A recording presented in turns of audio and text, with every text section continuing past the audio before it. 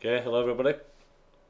This is a lecture from the Human Genetics module, Level 1 Biomedical Sciences at the University of Bradford, and the topic today is genetic variation. So I'm going to start with a brief overview of what we're going to be talking about in the lecture. We're going to start by just having a little chat and a little think about some of the aspects of genetic variation, including why we actually need genetic variation to begin with. And following that, we're going to consider what the mutation rates are between different components in the genome and also different species and organisms. Because the mutation rate that exists in our cells, for example, is very different to the mutation rate that exists in bacteria. Talk a little bit about just the potential of variation that exists within organisms. So this is quite important. If we're going to be able to continue to evolve, we need headroom genetically with regards to the variation that still is possible for our species. So we'll consider whether or not we've used up the possible rearrangements of our genetic information already, and whether there's very little headroom, or whether we've actually hardly scratched the surface of the possible genetic variation for our species and we have lots of headroom left yet. Then we'll go on to some more factual aspects of variation, if you like. We'll talk about the different types of mutation that tend to arise in genes, discuss what those are and the consequence that these mutations have for the gene product, the protein. We'll also consider, if you like, larger scale genetic variation in the form of chromosomal rearrangements. So it's not just always the case that single nucleotides within a gene are altered or changed in a mutation. It can be that large chromosomal regions can be affected, and even entire chromosomes, cells, obviously. The case of aneuploidy and trisomy of chromosome 21, which I assume you're all aware about, and that trisomy of chromosome 21 it leads to Down syndrome. And we'll finish by just summarising the main points. Okay, so let's have a think about genetic variation then, and how it fits into history, and particularly history of biology. So the first thing to realise is that without genetic variation we couldn't have evolution. So if Darwin's theory of evolution is correct, that survival of the fittest ensures that favourable traits are passed on through generations and therefore propagated and become more prevalent in that population to allow it to survive, none of that system would work if genetic variation didn't exist within that population as well. Now, if we go back in history 40, 50 years, effectively before the identification of protein isoforms and certainly before the ability to sequence DNA, and you ask the scientists from the 50s or 60s how much genetic variation there was in the population of different species, you would probably get told that there was actually very little genetic variation present. And the same scientists may also say that evolution was a process that actually took a very long time and was very slow. We now realise that both of these things are actually untrue. So, in particular, the advent of the ability to be able to sequence DNA has allowed us to see that, in actual fact, there's a staggering amount of genetic variation present in the population. So there's huge genetic variation between individuals in the same species. There's huge genetic variation between individuals sat in this, virtual lecture theatre, as we're listening to a podcast. So in other words, the sequence of your DNA is very different to the sequence of the person's DNA sat next to you. Obviously there are some important similarities there, but there are also a lot of actual individual differences present in everybody's genome. And this links in now with the realisation that, in fact, evolution isn't always a terribly slow process. In fact, given the correct environmental pressures and a large amount of genetic variation in a population, evolution can move incredibly rapidly, or relatively rapidly.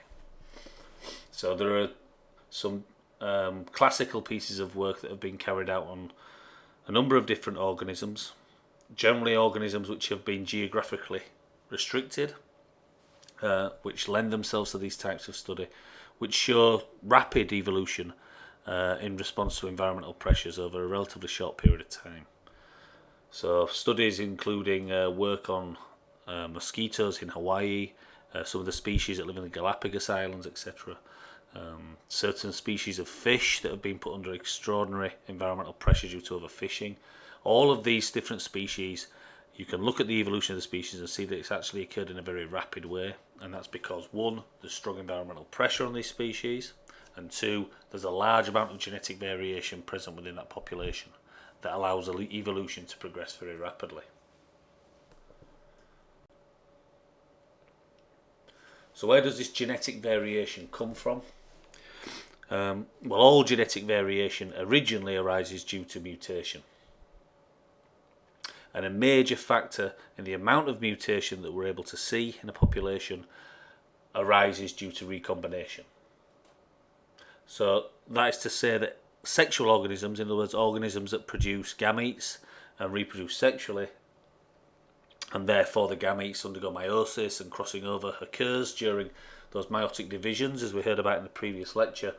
These types of organisms, sexual organisms, are able to produce a lot more genetic variation throughout their generations than an asexual organism, like a virus or bacteria. So the ability to do recombination during meiosis is a key factor in producing and generating genetic variation within a population. So what is a mutation? Well, a brief definition of a mutation. A mutation is effectively a hereditable change in either DNA sequence or chromosome number, form or structure. So you can have a change to the actual nucleotide sequence of a gene within your genome. For example, you can have an adenine replaced with a cytosine, which changes the sequence of the gene and may change what that gene actually encodes for with regards to protein, and we'll discuss that later on in the lecture. Or you can have a much larger scale event occur, whereby an extra chromosome number is gained through mitosis or meiosis, or a chromosome is somehow broken or damaged, which causes it to have a translocation event or a deletion event, or indeed you could have a different structural change to the chromosome, which might also affect how that chromosome functions and how the genes in that chromosome are expressed and used. But in each case, it's a change that's hereditable. It can be passed on to the next generation. As I've mentioned before in previous lectures on the cell cycle, by far the biggest cause of genetic mutation that occurs every second, every day of your life is DNA replication. So for any of the clinical scientists who are listening to this lecture, or any of the biomedical scientists who might want to go on and study medicine in the future, there's an important realization to be made here relating to cancer. So effectively, the more times a cell divides, the more likely it is that that cell can undergo a mutation event that may cause it to become cancerous. And the less time a cell divides, the less likely it is to undergo a mutation event that causes cancer. And this is why you never see cancer arising in cells which do not divide, such as the cardiomyocytes. So you never hear of cancer of the heart, for example, but cancer of the skin, cancer of the epithelia in the gut, cancer of the lung, all of these particular cell types are very prone to becoming cancerous and malignant, and it's linked to the fact that these cells are dividing all the time, rapidly dividing, undergoing lots and lots and lots of DNA replication events, and eventually, one time, they're going to have to take a bullet, and the DNA replication event may lead to a mutation that causes cancer. So it's important to realise that, that it's not coincidence that these certain tissues develop cancers and other tissues don't. It's all linked into DNA replication and the likelihood of mutations arising in those cells.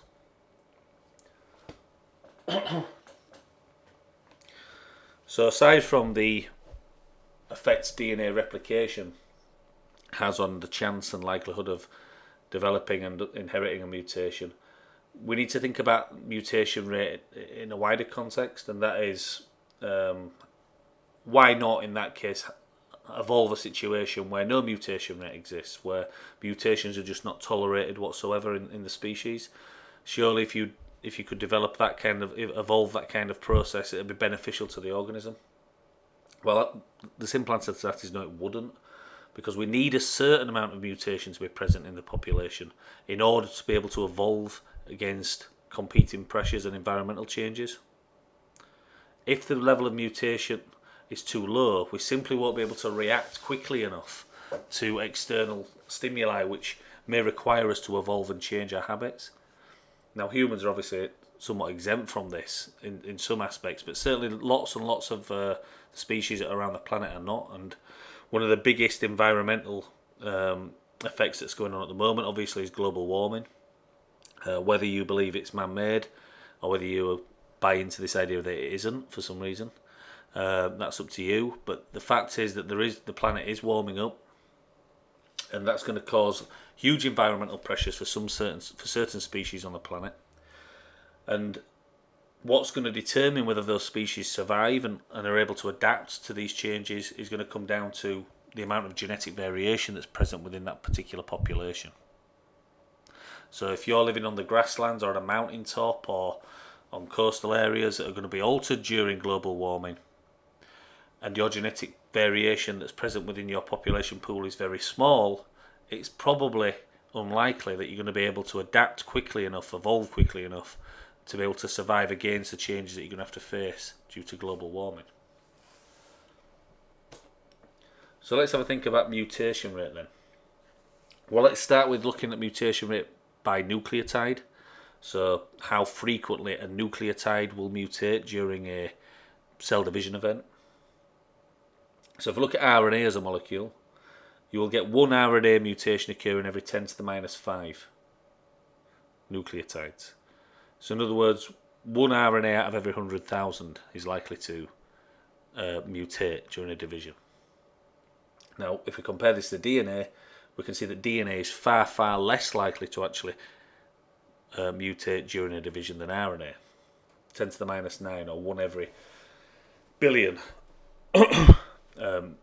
nucleotides. And this difference, this huge difference in mutation rate, effectively stems from the fact that DNA is far more stable than RNA as a molecule. So, for example, if you're an RNA-based organism living in the primordial soup billions of years ago, and you are unable to maintain all of these advantageous changes that have occurred during evolution because you have an RNA-based genome and that information's been lost because the mutation rate of RNA is quite high. So every time you gain a beneficial mutation, that tends to occasionally get wiped out because of the mutation rate of the molecule. One of the things that would be really advantageous for that organism to do would be to somehow convert the RNA genome into a DNA genome, because DNA is far less likely to mutate, so any beneficial mutations that you accrue then will be far, far less likely to be lost in subsequent generations due to further mutation. So that's what one of the major driving forces was for the conversion of organisms having RNA-based genomes to DNA-based genomes. Now, there are a lot of organisms out there, there are some organisms out there which still actually operate with RNA-based genomes, and these are viruses. So there are numerous viruses which possess RNA-based genomes. A couple of the more famous ones being influenza and HIV-1. For a virus, the possession of an RNA-based genome is probably advantageous because it really wants to have a very volatile high mutation rate in order to be able to adapt rapidly to host defense mechanisms that may evolve in order to prevent viral infection.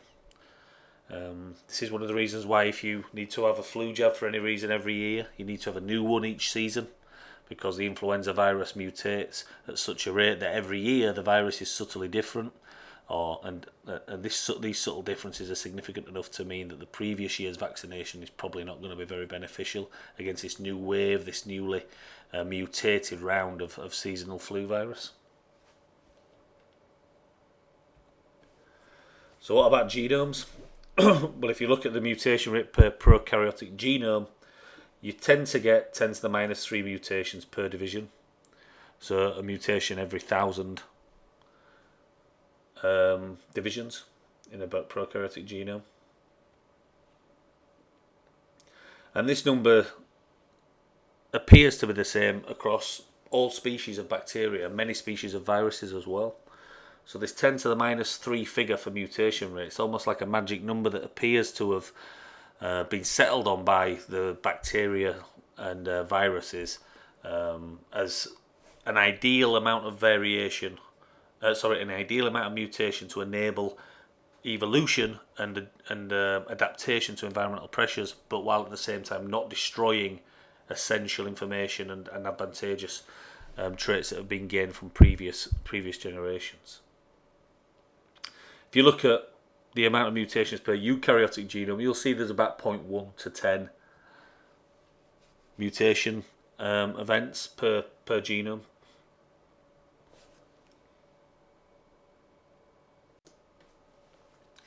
Okay then, so what's your mutation rate?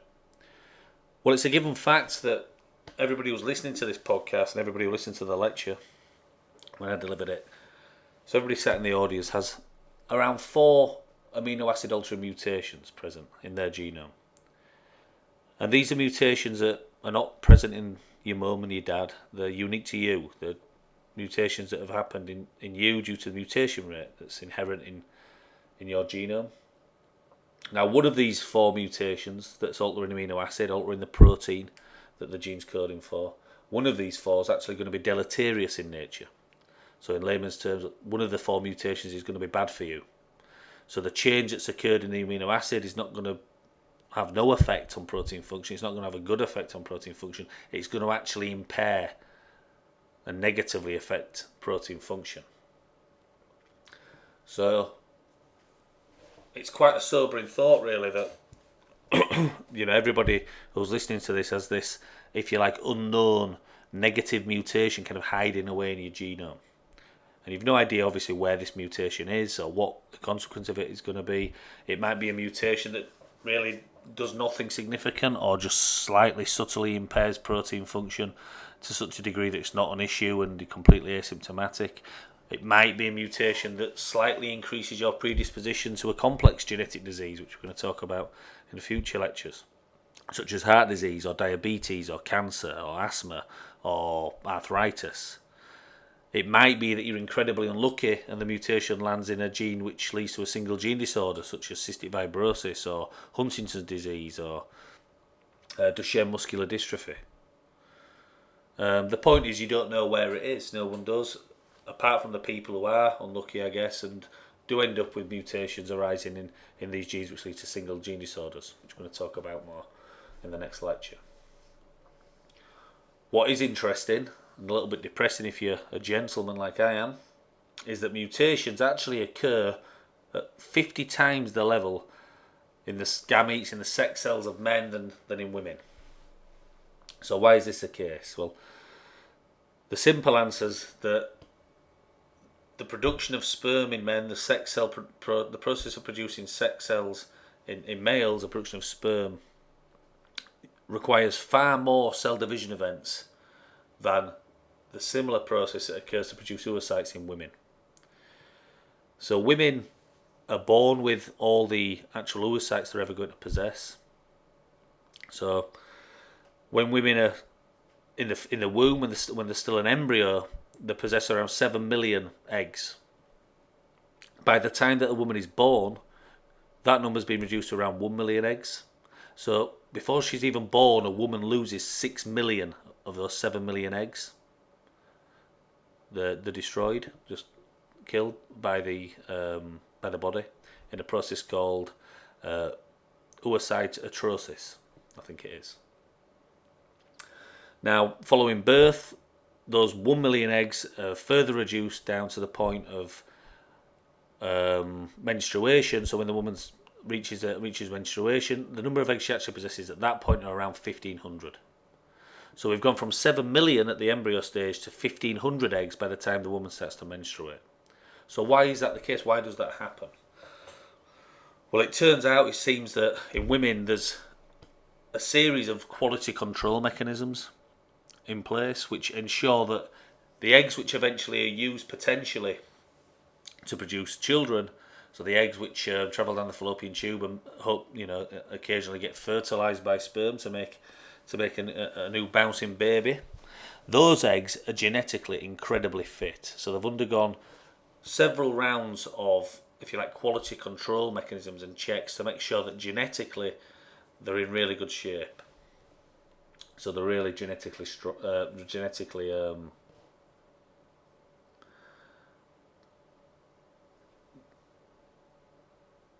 really genetically sound.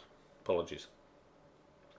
The same situation, the same processes don't exist in men. So it's another example of men really, I guess, doing a bit of a sloppy job and women doing the job properly. But it's a biological process, and that's the reason why the mutation rate is so much higher in sperm in the gametes of men than it is in women.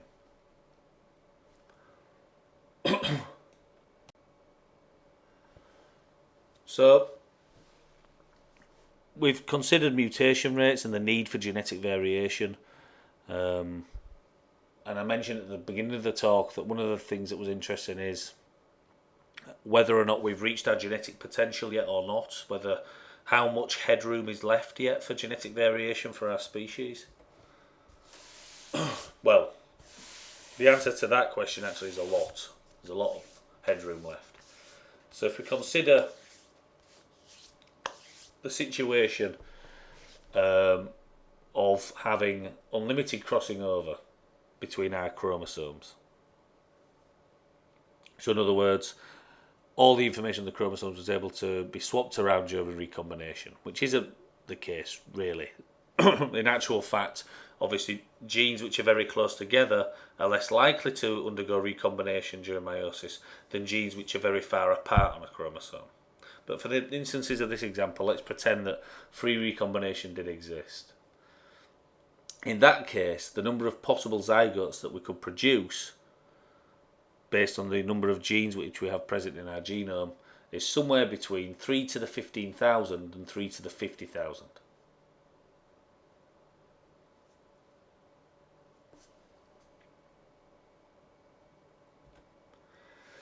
Now, that's a number that, quite frankly, is incomprehensible.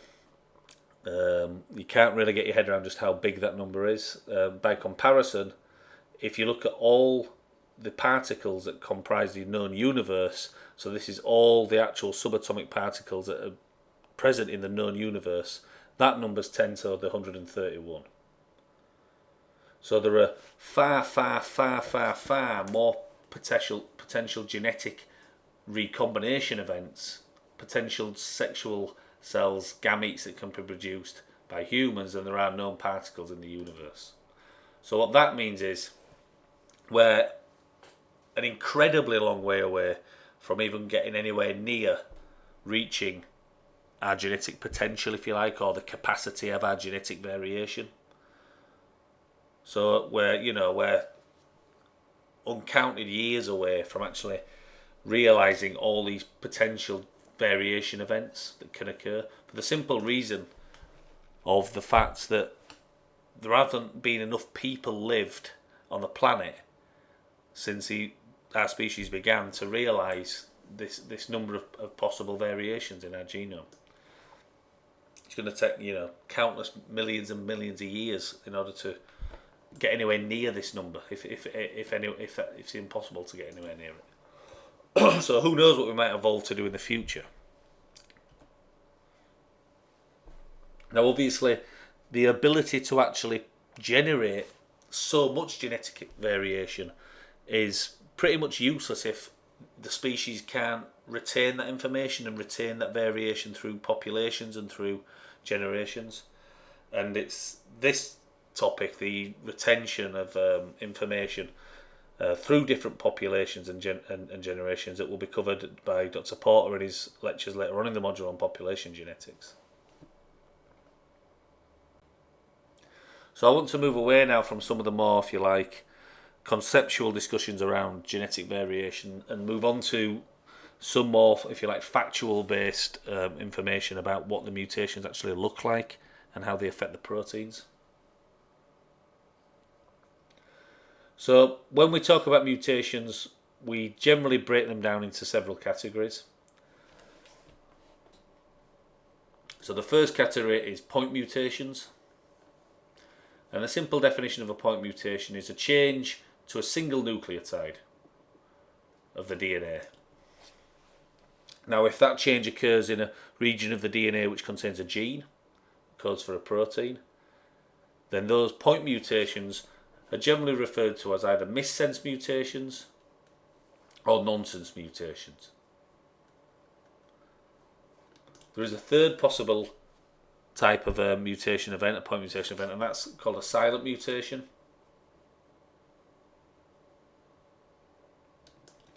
In a silent mutation, there's a change to the DNA sequence, but that doesn't end up changing the actual amino acid that's encoded.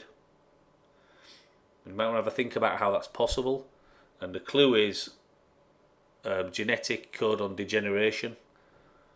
So the fact that more than one codon can code for the same amino acid in the genetic code, and I believe you cover that concept in DPS1 with Dr. Ross when you look at some of the scientific articles on that module. Certainly it used to be covered, it may not be anymore.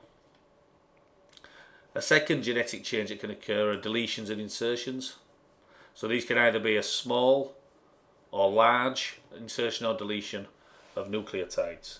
So you might get 1 or 2 nucleotides being inserted or deleted, you might get several thousand being inserted or deleted. And finally, there are chromosomal mutations which can occur. So you can get polyploidy occurring, where you get multiple copies of chromosomes. So the classic example being trisomy of chromosome 21. You can get aneuploidy occurring, which is actually a broad umbrella term for just a difference in chromosome number that's aberrant. But it's also often used to describe a loss of chromosome number, such as in some of the sex-linked chromosomal syndromes which exist out there, like Klinefelter's, etc., and Turner's syndrome. And you could also get rearrangements of chromosomes. So rather than just getting entire chromosomes appearing in cells in an aberrant fashion, you can get part of a chromosome breaking off and attaching onto another part of a chromosome translocation events. And we'll talk more about those towards the end of the lecture. So I'd like to start by focusing on these missense mutations. So a missense mutation, which is a type of point mutation then, is a mutation where there's been a change to the nucleic acid sequence of the DNA that results in a change to the amino acid sequence of the protein that DNA is responsible for encoding. And most of the time when we talk about missense mutations, we're actually talking about point mutations. But it can also include these frameshift mutations, which we'll discuss in a second, which are caused by small deletions to the DNA or insertions. The point about missense mutations is they may have an effect on the protein, but they may not have an effect on the protein. So this comes back to this concept of you all having 4 amino acid changing mutations present in you that are unique to you. And I said that one of those 4 will be deleterious. The other 3 obviously change an amino acid in the protein, but the change doesn't really have any effect whatsoever on that protein's function.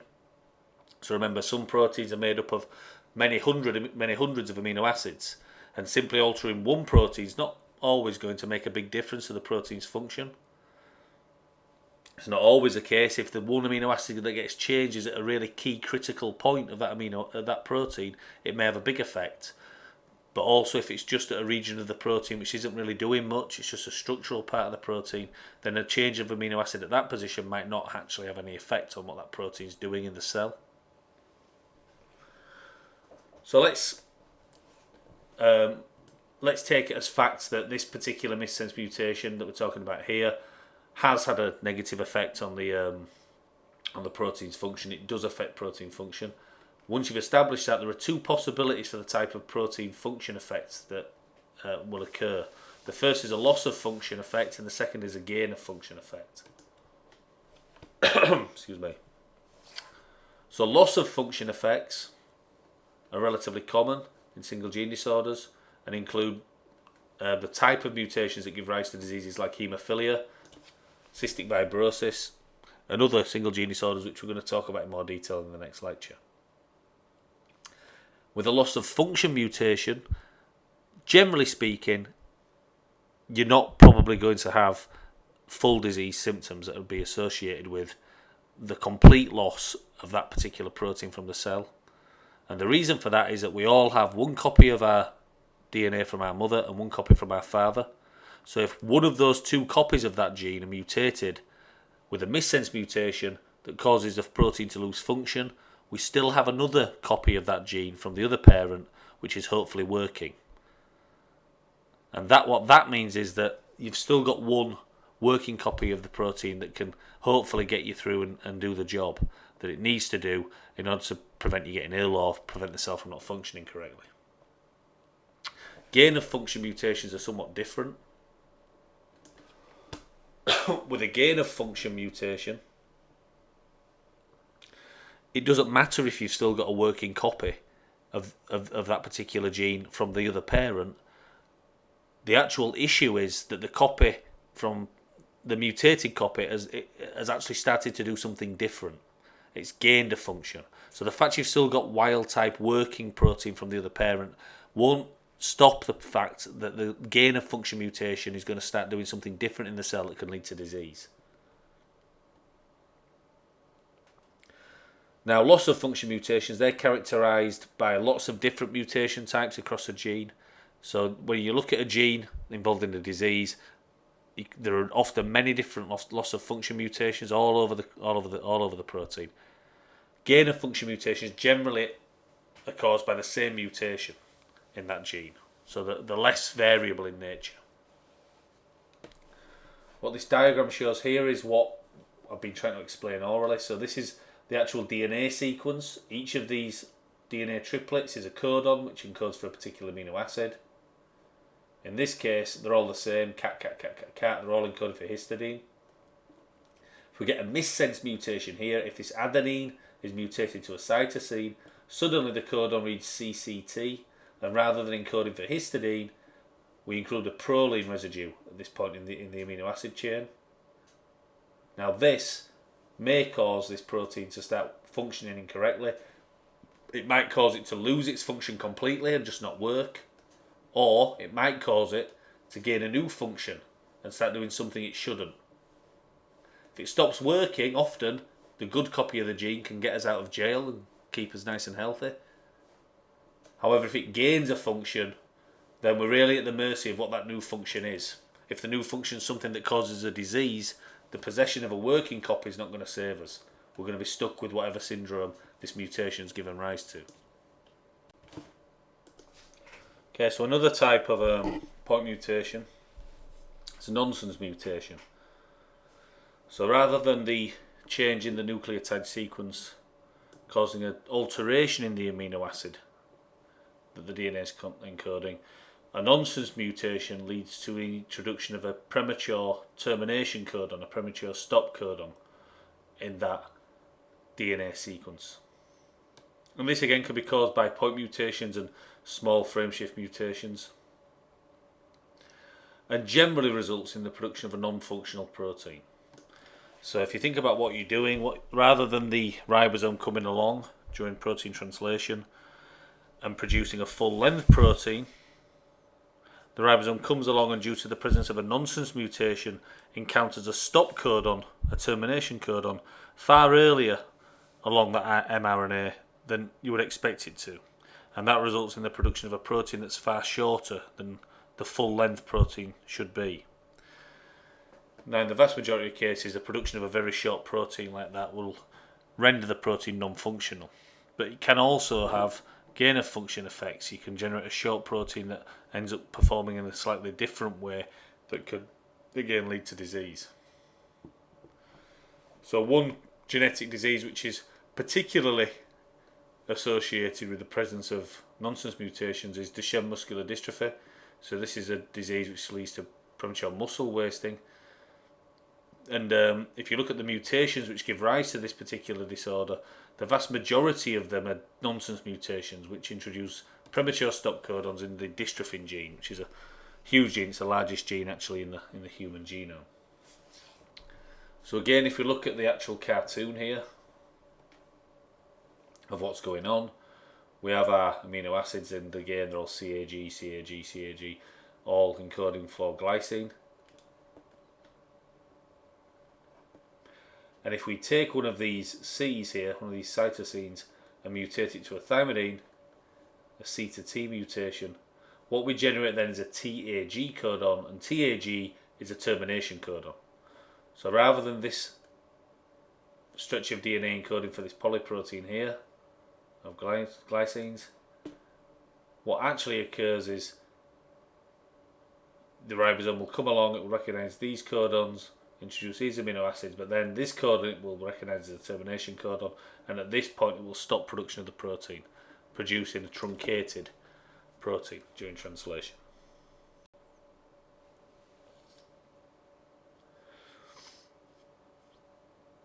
So I've touched upon this a little bit already with regards to loss of function mutations. But there is an exception to the rule with regards to loss of function mutations, and that's described by the phenomenon of haplotype insufficiency. So haplotype insufficiency is a phenomenon where a 50% reduction in the gene copy number actually gives rise to the phenotype or the disease. So this is where a loss of one of those two good copies of your gene can't be rescued by the fact that you still have a working second copy. So just losing one copy here means that you're going to get ill, you're going to get the disease, because a single working copy you've got left just can't actually keep up, it can't do everything it needs to do to keep you symptom free, to keep you disease free. So let's think about why loss of function mutations tend to be recessive in the first instance, as a way of explaining what haplotype insufficiency is and why it occurs. Well, the first reason actually that loss of function mutations tend to be recessive is that there can actually be in the cell feedback loop mechanisms which are capable of upregulating the production of a normal gene in heterozygotes. So what that means is if you lose a working copy of one gene, occasionally you can observe the fact that the cell is somehow able to upregulate the expression of the good working copy of the gene. So it tends to compensate for the fact that one of the genes has been wiped out. And the second reason that loss of function mutations are recessive is a reason that we've touched upon a lot already, and this is the fact that just 50% actually of the gene product is sufficient for function. So in other words, one working copy of the gene is fine, you can get by on that, no problems. In a similar way to if you're unfortunate enough to have an aeroplane engine explode when you're flying to Spain for your holidays, hopefully if the pilot's decent you can still get to Magaluf or wherever you might be going on one engine. It's not ideal, it's probably going to be a little bit hair raising, but it's not going to be fatal. The plane can land with one of the engines out and one still working. However, in some situations this isn't the case. We see this dosage effect which leads to haplotype insufficiency. So when might that be a problem? When might that arise? Well, there are a few possibilities. So let's consider a possibility where the protein that's involved in this mutation is actually part of a quantitative signalling system. So by that I mean that the protein the protein that's been mutated needs to exist in the cell at a particular level, at a particular amount, in order to actually function correctly within this signalling pathway. If it's not present at that amount, it's incapable of transmitting its signal through the pathway properly.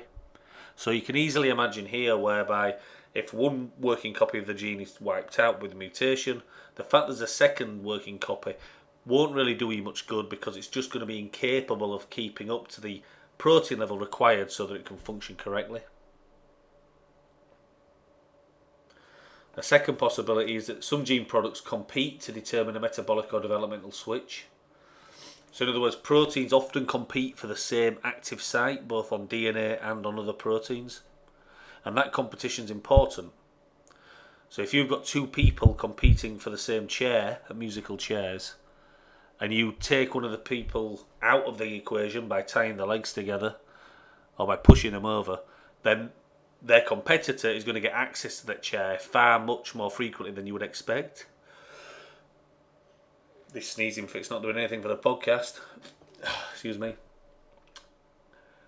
And it's the same in the cell. If you've got two proteins which are competing for the same active site on an enzyme, and that competition is important, the cell wants that competition for a particular function to proceed normally. If one of those two proteins is reduced in amount considerably because one of the two gene copies is mutated, then its competitor will access that active site too frequently, and whatever the actual biological process is that's been regulated by that competition will be derailed, and it may lead to illness and disease. And the final reason why haplotype insufficiency can occur is that often gene products combine in a fixed stoichiometry. So, in other words, for example, often you may have two protein products, alpha and beta, that need to come together in equal amounts to form the actual fully functional multi-protein product. And this is the case for thalassemia in blood disorders. If you get a mutation in the alpha thalassemia gene in such a way that you have a reduced amount of the alpha thalassemia protein, then obviously you've now got a limiting amount of one of the two gene products which wants to form this alpha beta multi-protein complex. So it doesn't matter that you've still got a working copy, you're still going to have disproportionate amounts of these two proteins, and the system's not going to work properly.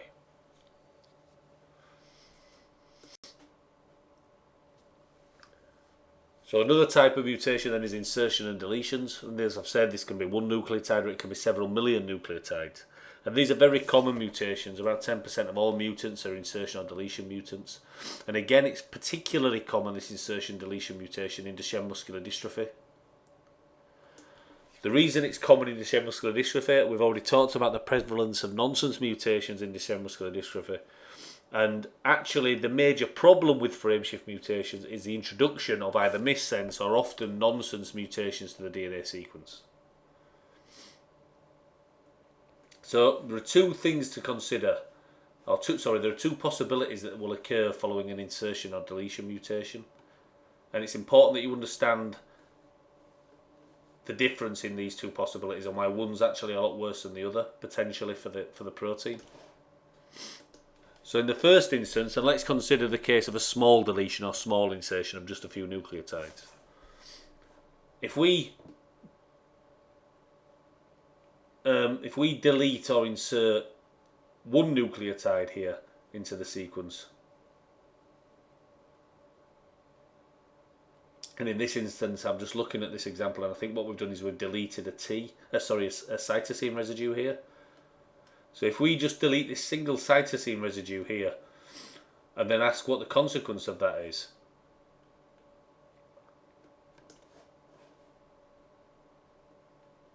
then what we can see is that you effectively, what results is a frame shift, what's called a frame shift in the DNA sequence. So what actually happens is the first codon's left intact, this ATG, the methionine. We should then have a GGC, which is a glycine, but because we've deleted the C, we actually have then GGA, which encodes for glycine as well. So it doesn't look as though there's any difference there from the protein point of view, because GGA and GGC are degenerate DNA codons that code for the same amino acid. However, what we would have in the wild type then are 3As, AAA, which is lysine. We now have AAT, which encodes for asparagine. So we can see that because of the frame shift in the DNA sequence, we've now got a different amino acid being coded for at this third codon here.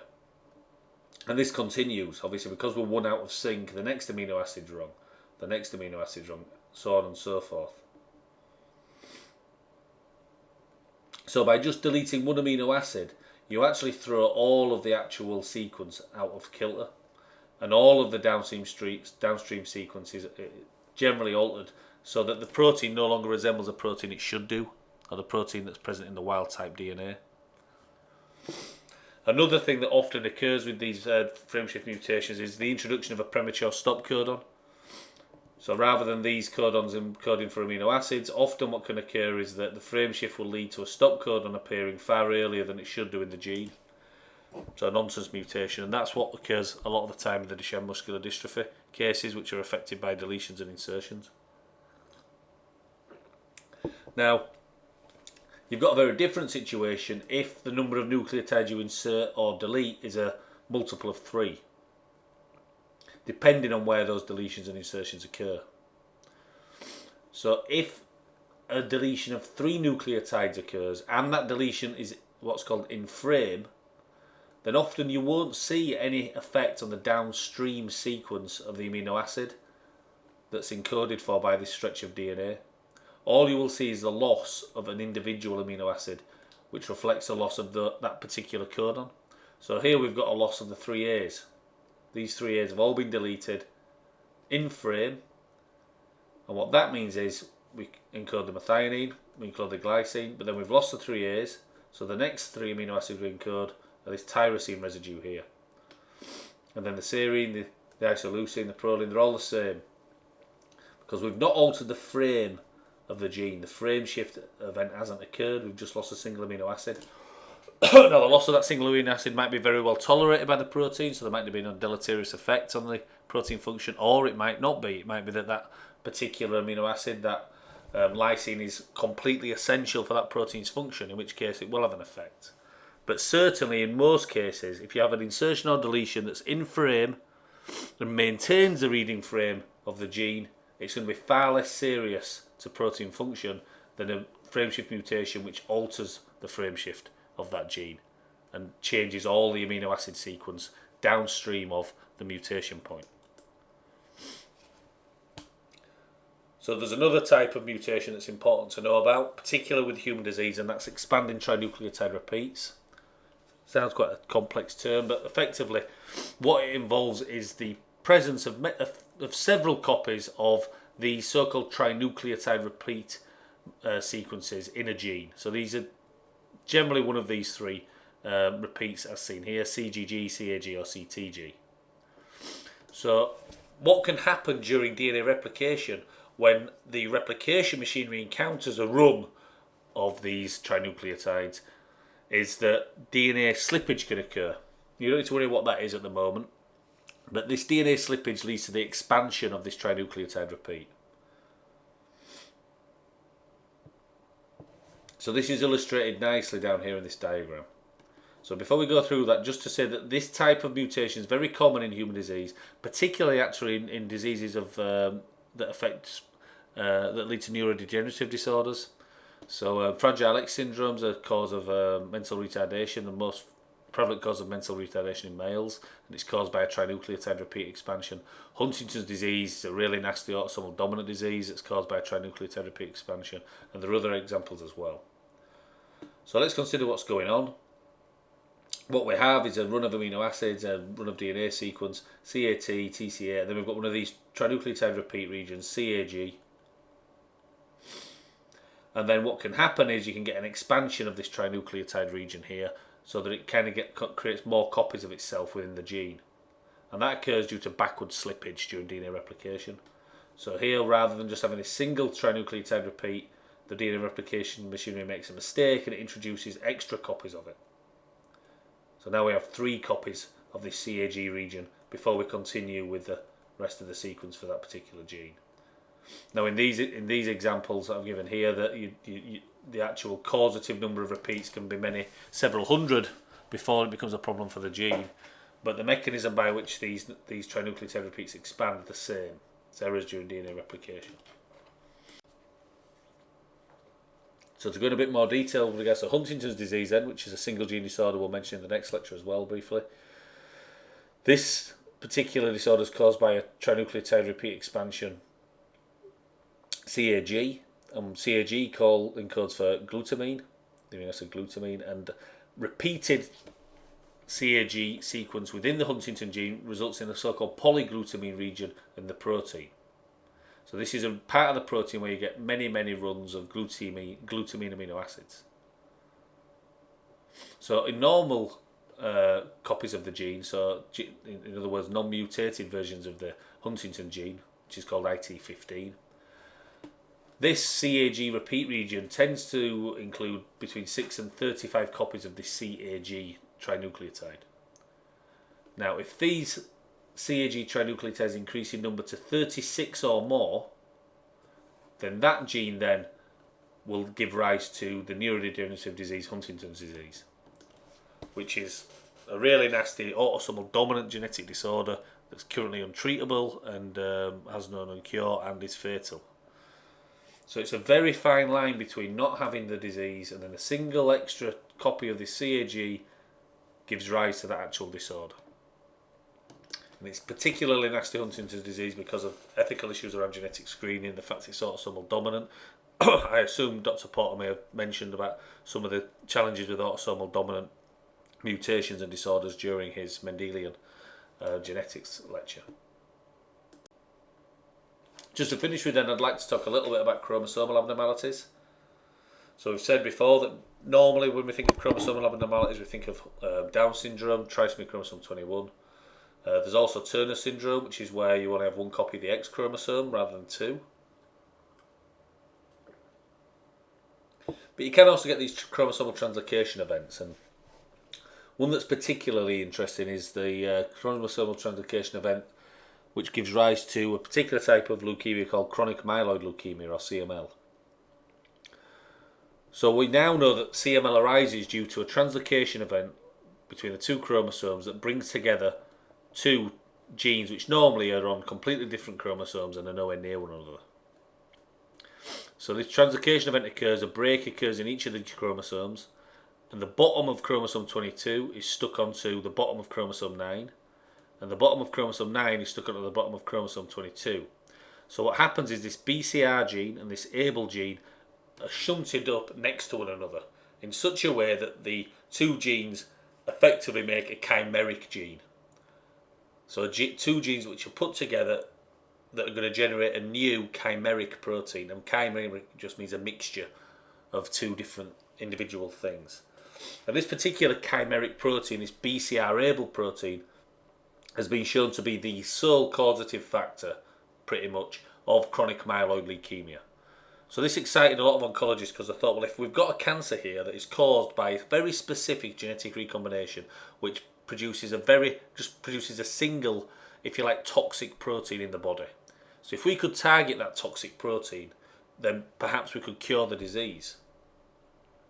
So first of all, obviously the first thing that scientists had to do was work out what this new chimeric protein was doing, and it turns out that what actually happens with BCR-ABL is you are retargeting a kinase protein to substrates which it shouldn't be targeted to. So this kinase protein, this part of the BCR-ABL chimera, started to activate substrates which were involved in driving proliferation, and that's what eventually caused the cancer. So what the scientists did is they thought, well, if we can design a competitor substrate for the active site of BCR-ABL that stops it being able to bind to and activate these proliferative substrates which it shouldn't be going anywhere near, we could perhaps stop the function of BCR-ABL and cure the disease. So that's what they did. They generated a compound which is now called Gleevec, which binds to and inactivates the BCR-ABL oncoprotein.